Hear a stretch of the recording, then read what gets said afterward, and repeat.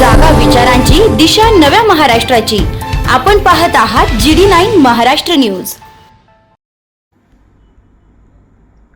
आत्ताची सर्वात मोठी बातमी नाशिकच्या पिंपळगावमधून येत आहे. नाशिक जिल्ह्यातील पिंपळगाव बसवंत येथील सहलीच्या बसला भीषण अपघात झालेला आहे.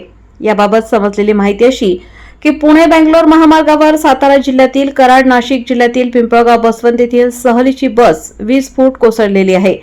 पुणे बेंगलोर महामार्गावर सातारा जिल्ह्यातील कराडजवळ वाटार गावानजीक दरीत ही बस कोसळल्याने बसला भीषण अपघात झाला आहे. ही बस नाशिक जिल्ह्यातील विद्यार्थ्यांची सहल घेऊन जात होती.